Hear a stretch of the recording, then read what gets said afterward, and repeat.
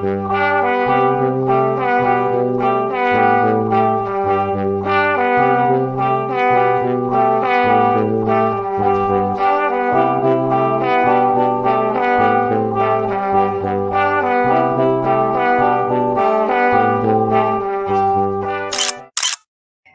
querida, alegria do encontro, sou Nina Veiga. Estou aqui no canal Paz e Bem a produzir conhecimento a partir da antroposofia da imanência, num ativismo delicado por uma estética da vida viva. E hoje, para o 5º episódio da 15ª temporada do nosso programa, que tem como título Antroposofia da imanência, ativismo delicado por uma estética da vida viva. E o tema dessa temporada é Esferas da Insurreição. Estamos no episódio 5, o trauma e seus destinos. O modo de ser do programa é estilo aula.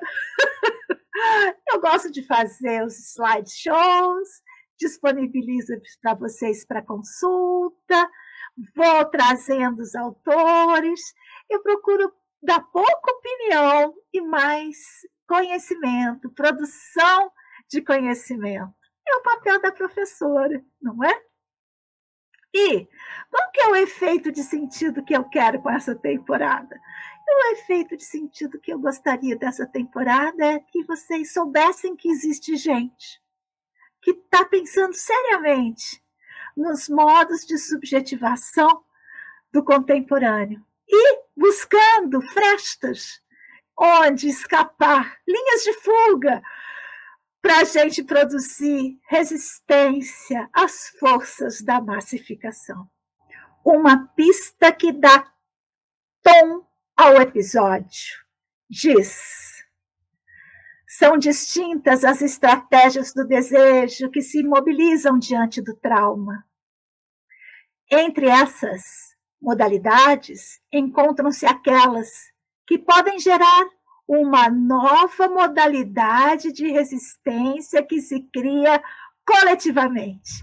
Eu acredito muito, muito, muito nisso.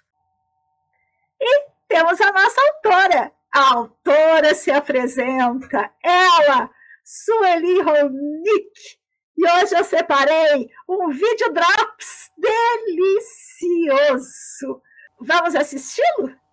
Aqui eu vou começar falando de uma certa concepção da subjetividade, do que eu entendo por sujeito humano, do que eu entendo por esse ser vivo chamado humano, como é que ele apreende o mundo e se relaciona com o mundo a partir desse modo de apreensão, né?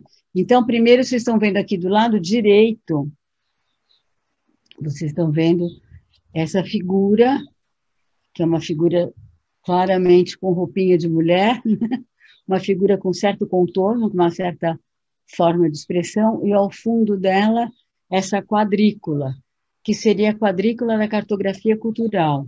Então, assim, primeiro, antes de mais nada, dizer que o sujeito humano ele se compõe de duas faces, distintas e indissociáveis.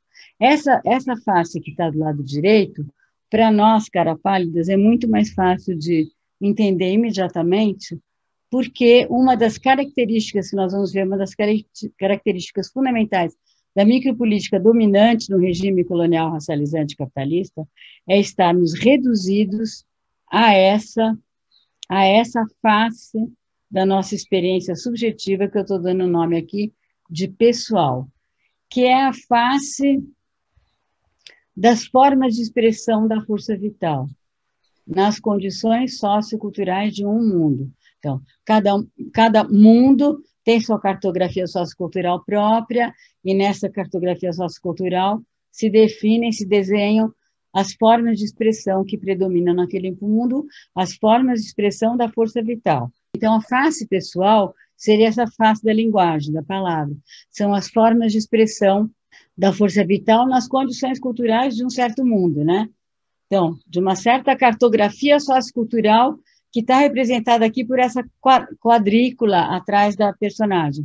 É uma certa distribuição de lugares, o tipo de personagem que ocupa cada lugar nessa cartografia sociocultural, as respectivas performances de cada personagem, as funções que ele desempenha, a relação entre os diferentes personagens, seus códigos, suas representações, etc. Né?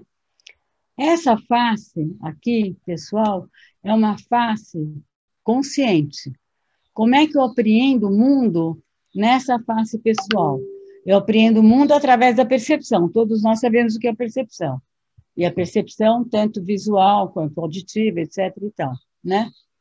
Eu apreendo o mundo através da percepção, mas a percepção não é virgem. Aquilo que eu vejo, toco, ouço, etc., eu imediatamente associo a forma sonora, a forma visual, etc., que eu estou apreendendo, percebendo, ela se associa imediatamente em mim com o repertório de representações que eu disponho, né? Com o meu repertório cultural. E eu, ao associar essa representação, por exemplo, se eu vejo a figura da Rita, aqui na tela da Rita Natalio, eu associo com minhas representações, eu projeto, eu escolho uma representação que se assemelha, né, com a qual eu associei, e projeto sobre a Rita, e aí eu vou dizer mulher, tá, dependendo do meu repertório, bom, mas uma mulher um pouco estranha, não bate exatamente com essa figurinha aqui, por exemplo, né, com essa figura genérica de mulher que está aqui.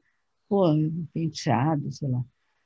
Bom, mexe com edição, performance, tá aqui, se interessou por editar esse livro, enfim, eu vou associando, e com isso eu consigo, através dessa projeção, eu consigo situar a Rita e me situar frente à Rita, né? Então, nessa minha apreensão, nessa minha face pessoal da minha experiência subjetiva, né? O outro, ele é algo, no caso a Rita, por exemplo, é algo que é exterior a mim, e sobre o qual eu projeto representações para lhe atribuir um sentido, como eu coloquei. E com isso eu consigo desenhar um contorno de mim mesma e um contorno do outro. Por isso aqui, essa figura branca aqui, ela tem um contorno bem preciso, e no caso um contorno de gênero feminino, por exemplo, né? Então é nessa minha face pessoal que esse outro está fora e que eu posso individualizar esses corpos, que eles estariam separados, e desenhar um contorno individualizado de cada cor, tá? Bom, e essa é só aqui, portanto, nesse sentido, que eu posso falar em indivíduo, porque eu estou individualizando os corpos, porque eu estou aprendendo os corpos na sua forma, nas suas formas, né? E essa face da minha experiência subjetiva é super importante, porque ela me permite existir socialmente. É nessa fase que eu compartilho um código que nos permite viver socialmente, tá? Mas nós temos essa outra face que está mais distante de nós, cara pálidas, porque, como eu disse, nós estamos destituídos de acesso a essa face, nós vamos ver que isso não é nada neutro, tem consequências bem graves, e no caso da nossa cultura, portanto, dessa destituição, ela é que vai permitir, vamos dizer, a cafetinagem da pulsão vital para acumular capital, mas nós vamos ver isso um pouco mais adiante. Então, aqui, nessa outra face, vocês veem que nessa outra face não tem uma individuação, uma individualização possível dos elementos que compõem esse conjunto. Aqui está mais representado como se fosse ondas, né, de um oceano, e atravessada por distintos vetores de força, né? Essa face eu vou chamar de face extrapessoal. Seria bem mais interessante encontrar uma palavra que designasse mais precisamente a alma dessa face. Mas as palavras, elas têm também, a escolha das palavras, elas têm um sentido político também. Então, em se tratando da nossa cultura, em que nós estamos reduzidos à face pessoal do sujeito, na nossa experiência, e nós temos essa outra face, o acesso a ela obstruído, é interessante chamar de extra pessoal, essa outra face, para lembrar que há um extra para além do pessoal. Então, a palavra imediatamente convoca a possibilidade de se tentar localizar, na nossa experiência, algo que é extra-pessoal, né? E sair dessa redução ao pessoal. Então, essa face extra-pessoal, nós estamos vendo aqui, que está escrito aqui, é a face da força vital nela mesma, né? Então, a face extra-pessoal é a face da nossa condição de vivente, né? A face pessoal é da nossa condição sociocultural, aqui essa face extrapessoal é a experiência da nossa condição de vivente, da nossa condição como força vital em relação com as demais forças que compõem um ecossistema não só ambiental, é um ecossistema ambiental, social, mental, afetando essas forças que compõem esse ecossistema e sendo afetado por esse conjunto de forças que compõem esse ecossistema. Então, é a experiência da força em relação com as demais forças de um ecossistema do qual nossos corpos são apenas um dos elementos, como todos os demais. Esse é um fragmento de um vídeo longo que vale muito a pena vocês assistirem. Está no nosso acervo. Vamos às colaboradoras do programa. Vocês sabem, eu pedi ajuda e a ajuda veio. Ela, Dulcineia Pinto, que traz sempre pensamentos que me deslocam. Dessa vez, ela falou assim: o colonialismo como uma doença funciona como uma micropolítica reativa. De novo, eu nunca pensava micropolítica de modo negativo, reativo, mas realmente são pequenas ações de reatividade. Uma doença que nos atinge a todos. E ela está falando do colonialismo. Opa!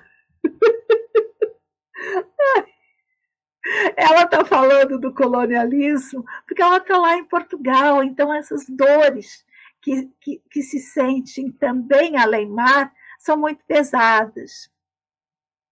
Não é possível legitimar os modos dominantes de subjetivação e suas narrativas. A gente está normalizando muito todas essas narrativas dos modos dominantes.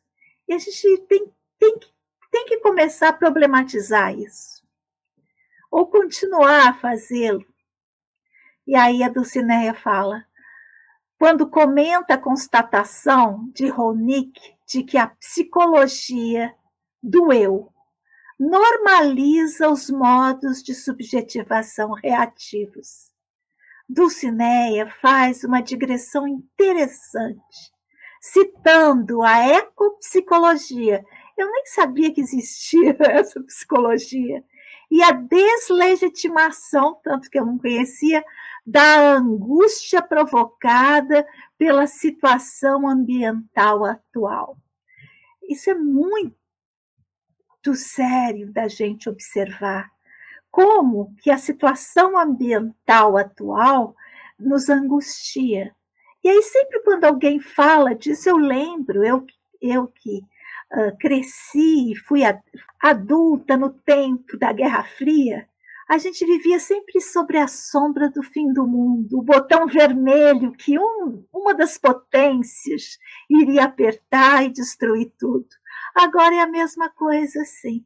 Eu acho que isso é um aparelho que os poderosos colocam sobre nós para nos apequenar, para nos tirar o futuro. Vou fazer o meu jabá. Navegar é preciso. O podcast que Dulcineia Pinto e eu temos no meu canal do YouTube. Nina Veiga. Vai lá, dá uma olhadinha. Olivia Gonzalez. Esses dias eu recebi um recadinho que era para colocar o Z. Eu tinha escrito até agora, já estamos no episódio 5. Só agora ela me falou que o nome dela estava escrito com S, porque já tinha o Z, né, gente? Gonzalez, com Z no final. E dessa vez ela diz: os capítulos vão somando e as estratégias se esclarecendo. Como se 1000 véus fossem caindo, ampliando o olhar, a compreensão do vivido, numa dimensão mais profunda e multiplicando perguntas. Esse é um efeito muito forte mesmo desse nosso livro. Quase como uma vivência de assalto. Na hora você vive aquele turbilhão. Depois sai correndo para resolver uma dezena de coisas. Muitas providências a tomar e, por fim, depois da emoção, da ação, você precisa elaborar o que vivenciou para desatar o trauma e poder sair na rua de novo. O pensamento tem que estar ativo para retrucar dessa maneira e combater as estratégias de manipulação. Muito certeiro isso. Assistimos todos os dias tentativas de nos tirarem a potência. E precisamos, com que resistência, vencer os traumas e não sucumbir. Mais do que contar a história do que aconteceu recentemente no país, o capítulo que nós estamos lendo dessa vez, ela conta uma história, a história recente do nosso país. É estar atenta para como nos deixamos levar pelas histórias criadas, como nos deixamos poluir na subjetividade construída. É preciso estar atento e forte. Não temos tempo de temer a morte, não é? Algumas palavras recortadas. Eu trouxe aqui, logo no começo do capítulo, na página 147, sintomas de forças reativas. Esses dias eu estava num debate,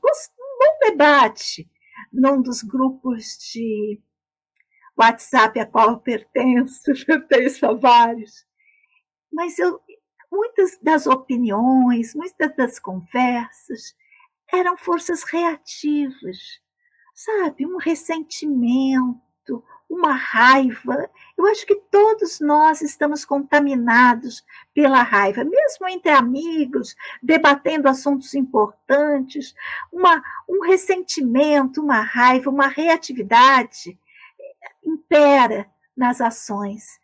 E isso são modos que nos apequenam, que diminuem a nossa força. Diz a Sueli Ronick, neoliberais e neoconservadores unidos? Como assim? À primeira vista, a simultaneidade entre esses dois fenômenos nos parece paradoxal. Mas, aí traz ela, são sintomas de forças reativas radicalmente distintas, assim como são distintos seus tempos históricos. Para além das diferenças mais óbvias que constituem no transnacionalismo de umas e no nacionalismo de outras, o alto grau de complexidade, flexibilidade, sofisticação e refinamento perverso, próprio do modo de existência neoliberal e suas estratégias de poder, está a anos-luz do arcaísmo tacanho e da rigidez das forças abrutalhadas desse neoconservadorismo, cujo prefixo neo só faz sentido porque articula-se com condições históricas distintas das anteriores. Se o convívio entre esses dois regimes de poder turva nossa compreensão, passada a perplexidade inicial, vai se tornando evidente que o capitalismo financeirizado precisa dessas subjetividades rudes temporariamente no poder.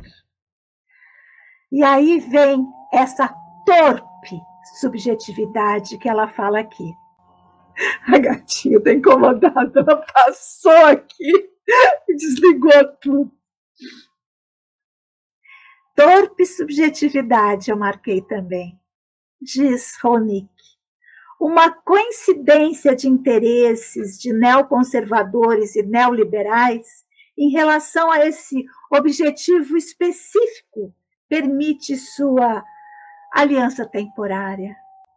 A torpe subjetividade desses neoconservadores é explícita e fervorosamente classista e racista, para não dizer escravista e colonial, o que os leva a querer cumprir esse papel sem qualquer barreira ética e numa velocidade vertiginosa. Destino ético.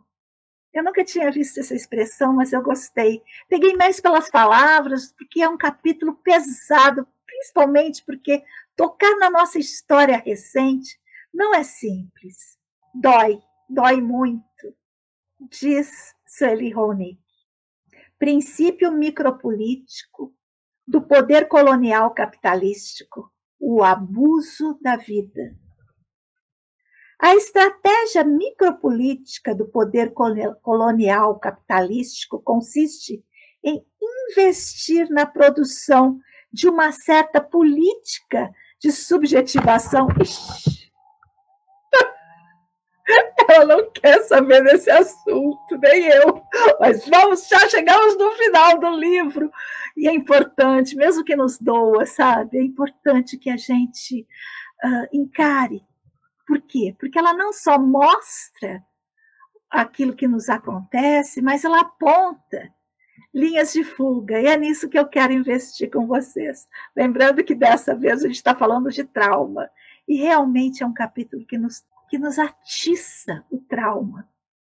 A estratégia micropolítica do poder colonial capitalístico consiste em investir na produção de uma certa política de subjetivação, medula do regime nessa esfera. Tal política tem como elemento fundamental o abuso da vida enquanto força de criação e transmutação, força na qual reside o seu destino ético e a condição para a sua continuidade.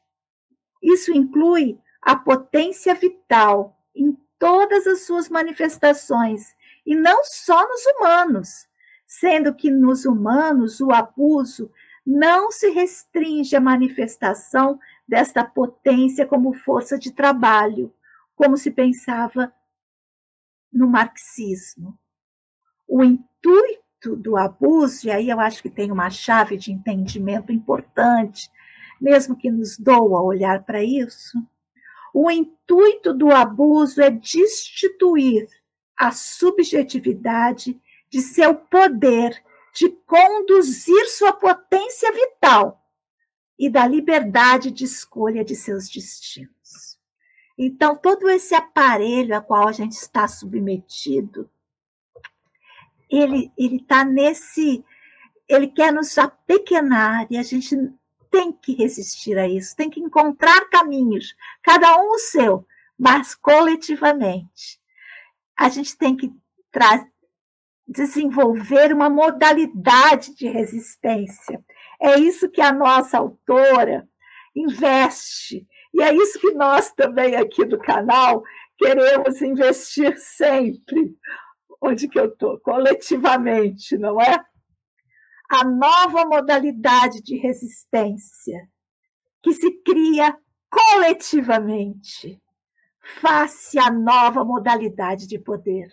Nós temos que criar coletividade. Não dá mais para sofrer os traumas sozinhos. Vamos, então, agradecendo a nossa autora pela potência do pensamento e agradecendo vocês que estiveram conosco aqui. E vamos lá, sigamos juntas, pois assim somos mais fortes.